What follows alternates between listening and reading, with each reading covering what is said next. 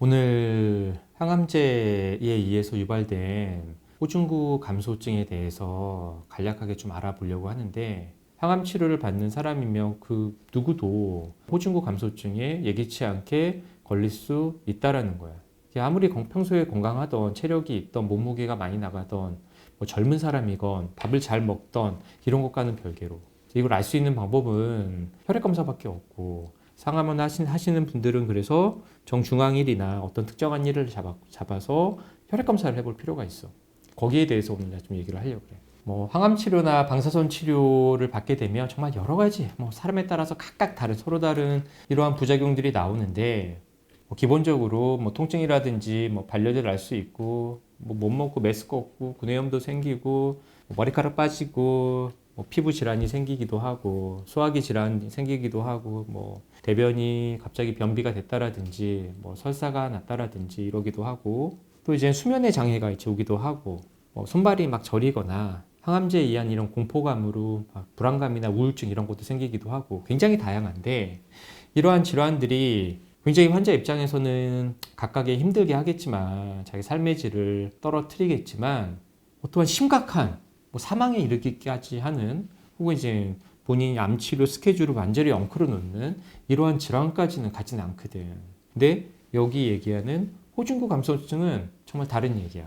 만약 호중구 감소증이 너무 심각하게 오면은 이 사람은 심각한 감염에 걸려가지고, 너무 심하면 뭐 폐혈증까지도 갈 수 있기 때문에, 그래서 호중구 감소증은 우리가 아는 항암, 방사선 뭐 여러 가지 나타날 수 있는 부작용하고 비슷한 뭐 위치로 좀 바라보면 안 돼. 좀 더 우리가 암 환자라면 심각하게 바라봐야 되고, 항암이나 방사선 치료를 받고 있는 환자를 치료하는 의사라면은 호중구 감소증에 대해서는 항상 좀 경각심을 가지고 환자를 좀 관리해야 될 것 같아.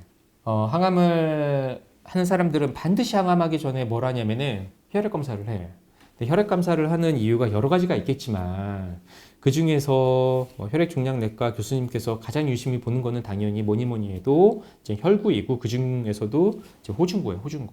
그래서 호중구가 정상 범위 이상인 걸 확인한 다음에 항암제를 투여하게 되고, 항암제를 투여하면 호중구는 어떻게 되냐면은 이렇게 쭉 감소하게 돼.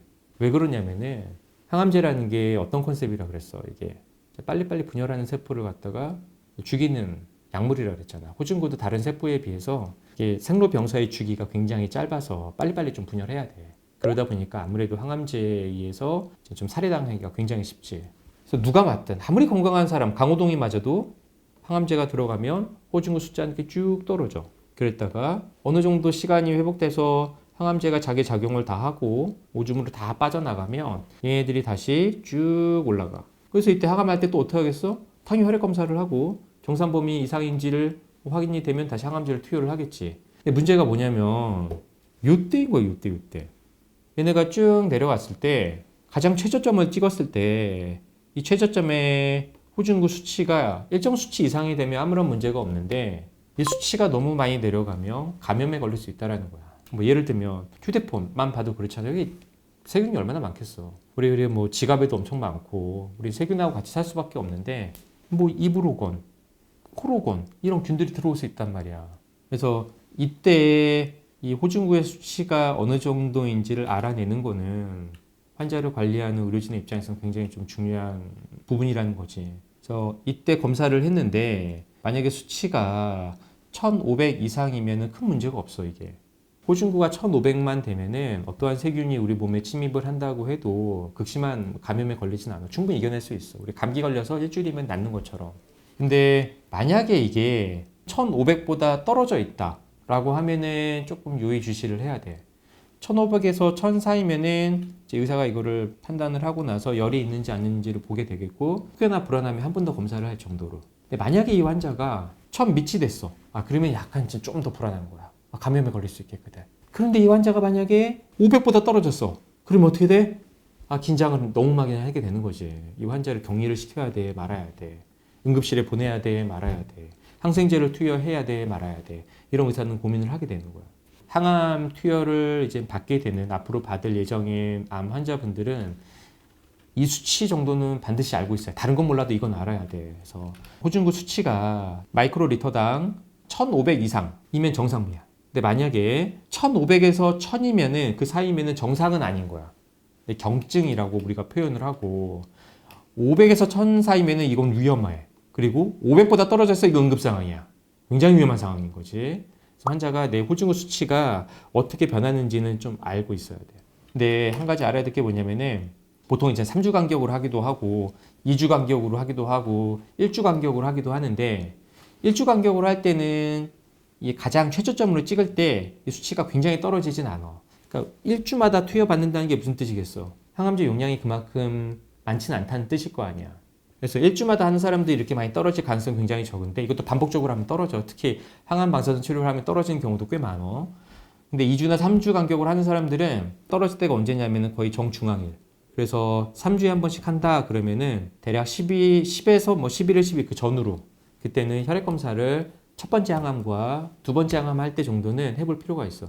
근데 이거를 안 하고 그냥 넘어가는 사람도 있단 말이야. 그러니까 예를 들면 이런 거야. 첫 번째 항암을 했어. 근데 나 집으로 갔어. 이런 2차 의료기관에 간 게 아니라 그러면은 어떻게 할 거야? 내 컨디션하고 이거는 전혀 관계가 없거든.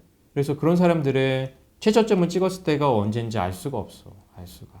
그래서 만약에 이런 2차 의료기관에 있지 않는 환자라면은 첫 번째 항암, 두 번째 항암에는 꼭 근처에 있는 뭐 내과라든지 이런 의원에 가셔가지고 혈액 검사를 꼭 한번 받아보기를 권하겠어.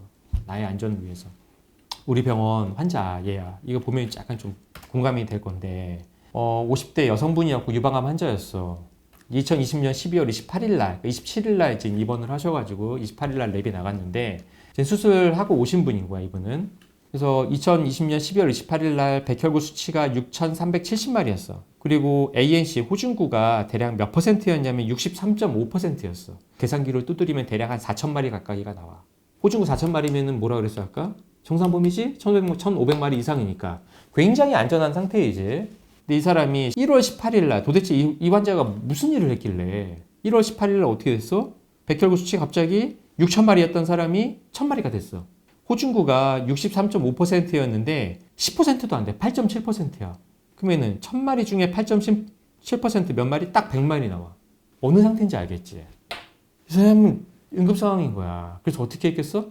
다행히 1인실에 있어서 발열은 안 났기 때문에 그냥 격리시키고 아무것도 못하게 했지. 다른 치료 다 못하고 다 홀드 그리고 뭐 호중구 식을 넣고 감염될 수 있으니까.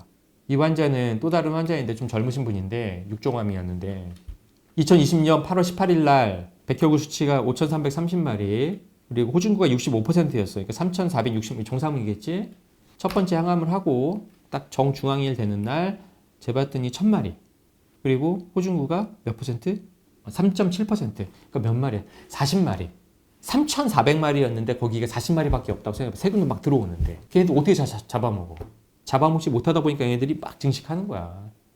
이 환자가 좀 에피소드가 있는데 나보고 뭐라 그랬냐면은 항암을 딱 하고 나서 너무 힘들어서 여리여리하고 그런 환자인데 마르고 밥을 계속 못 먹고 메스 걷고 하다가 한 이제 열흘 가까이 되니까 일주일이 넘어가니까 컨디션이 올라오니까 드디어 그때부터 밥을 먹고 뭔가 움직이기 시작한 거야. 이제 살아나는 거지. 내가 이때 환자한테 불안하다. 한번 혈액 검사를 한번 해보자. 이런 일이 일어날 수도 있으니까. 근데 이 환자한테 뭐라 그랬냐면 아니 나는 이제서야 좀 살 것 같다고. 그동안 굉장히 컨디션이 안 좋았는데 베드에서 그냥 완전히 끙끙 앓았는데 이제서야 밥도 좀 들어가고 원장님 컨디션이 이제서야 괜찮아요. 지금 피 빼는 것도 힘들고 나 마른 거 아시잖아요. 밥도 못 먹었는데 피가 아까워요. 안 하고 싶어요. 이 사람을 강제로 한 결과가 이거야. 그러니까 이게 무슨 얘기를 하는 거냐면은 호중구 감소는 나의 컨디션하고는 전혀 관계가 없는 얘기라는 거야. 이걸 알 수 있는 방법은 단 하나밖에 없어. 혈액검사. 그래서 호중구 감소를 유발하는 항암제 종류 좀 떼왔는데 아주 대표적인 이 허셉틴, 유방암 환자 표적 치료제 다 봤잖아. 이제 표적 치료제는 우리가 알고 있는 게 뭐겠어? 암세포만 딱 골라가지고 타겟팅해서 딱 죽이는. 정상세포는 최대한 뭐 죽이지 않고 영향을 끼치지 않고 암세포에만 영향을 끼친 이게 표적 치료제잖아. 정의 자체가. 그럼에도 불구하고 이 표적 치료제 허셉틴의 부작용을 쭉 보면 열성 호중구 감소증 뭐라고 쓰여 있어? 빈도수? 매우 흔함. 어떤 약의 부작용을 볼 때 매우 흔함이라는 게 무슨 뜻이냐면 임상을 많이 했을 거 아니야.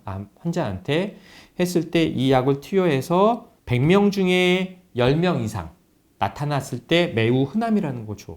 그리고 100명 중에 1명에서 10명 정도 나타났을 때 흔함을 주는 거야. 이 정도 좀 알았으면 좋겠어. 그래서 매우 흔함이라는 거는 10% 이상이 발현했다라는 거야. 여기에 있는 여러 가지 약물들이 각각 달라. 각각 다른데 근데 공통적으로 깔고 있는 거 있어. 봐봐. 뭐로 써 있어? 골수 기능 억제. 이게 무슨 뜻이냐? 혈구세포를 잘 못 만들어내게 한다라는 거고 이 중에 대표적인 혈구세포는 호중구야. 호중구. 그래서 내가 항암 치료를 한다라는 건 누구나 호중구 감소증을 유발시킬 수 있는 거다. 잠재적으로 그럴 수 있다. 인식해야 된다는 거지. 그러면은 검사를 했어. 근데 호중구 수치가 일정 이하로 떨어졌네. 그러면 이제 뭘 어떻게 하냐 이거야. 우리가 확인까지는 했어. 그러면은 아까도 얘기했지만 환자를 일단 격리를 시켜야 되고 호중구 음식을 주고 호중구 음식이라는 게 뭐 별다른 게 아니야. 어떤 음식이야? 익혀서 나와. 모든 게 익혀서. 그러니까 과일 같은 거 안 주고 뭐 샐러드 같은 거 안 주고 모든 걸 다 익혀서 균을 다 죽일 수 있게끔. 약물은 뭘 주냐면은 이제 요런 녀석을 주는 거야. 요런 녀석을. 이 호중구 촉진제라고도 보통 표현을 하는데 여기는 1세대 이건 촉진제이고 여기는 거 이제 2세대 촉진제인데 디테일 뭐 얘기하자면은 1세대 촉진제는 속효성이야, 속효성. 그래서 얘네는 이제 호중구 수치가 빵 떨어져 있어. 그럼 바로 올려야 될 거 아니야. 지금 너무 응급 상황이라서 그래서 얘를 바로 올려줄 수 있는 골수 자극을 확 해줄 수 있는 호중구가 막 태어날 수 있도록 자극을 해주는 거고 2세대 촉진제는 이건 어떤 거냐면은 촉진제가 우리 몸속에서 길게 천천히 약효를 계속 내뿜도록 디자인된 거야. 이런 거를 받아오면 이 환자분은 중간에 호중구 감소가 될 가능성은 좀 많이 배제되기 때문에 좀 안전하지.